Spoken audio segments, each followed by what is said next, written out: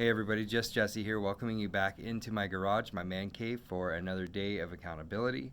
How are you guys doing with your accountability? Are you guys doing good, or do you guys need some help? Just leave me a comment, let me know how you're doing. Today is Tuesday, it's May 12th in the year 2020, and I want to talk to you today about Hebrews. We'll be in chapter 7, and we'll be talking about communication, where Melchizedek is a metaphor for Christ. So, not a lot of people know about Melchizedek. It took me a little bit of research to figure out who he was.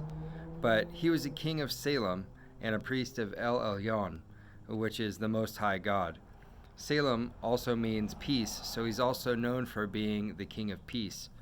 So let's talk about communication now. If leaders aren't communicating, they're not leading at all. They're just traveling alone. And the writer of the letter of Hebrews shows us a picture where Christ is in comparison to Melchizedek. Good communicators give a picture of something familiar to explain something unfamiliar. Melchizedek is a powerful metaphor because, like Christ, his leadership was universal, not national. He wasn't limited to a priesthood in a single country, he was everywhere.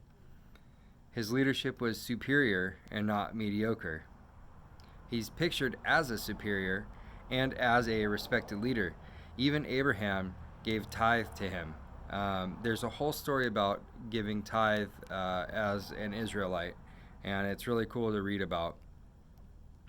I would definitely tell you guys to go and check it out. You can read a little bit about it in Hebrews 7 near the beginning.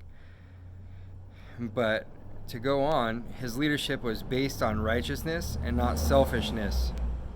The king's name meant righteousness over Salem, which is peace.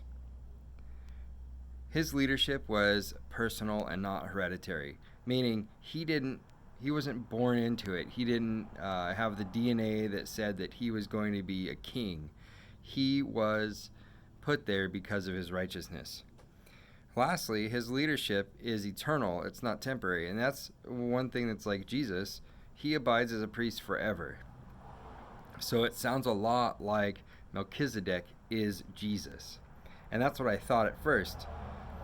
But the writer of Hebrews says that Jesus is considered a priest in the order of Melchizedek. So because of Melchizedek, Jesus wasn't a descendant of Aaron. So just like Melchizedek, he wasn't a descendant of Aaron, so he didn't fall into the bloodline. And just as well, couldn't qualify for Jewish priesthood under the law of Moses. So wherever we go, let's take Jesus. Let's be leaders that base our decisions on righteousness, and let's be personable with people. But know that just because we are who we are doesn't mean we can't show peace, mercy, grace. It doesn't mean that we can't be a great communicator, and it doesn't mean that we can't hold high favor with God. Moving from that into tomorrow's accountability is going to be a little bit of work, but I'm willing to put it in, and I hope you are too. So let's go and grow. And I hope that this message talked to anybody out there that needed to hear it.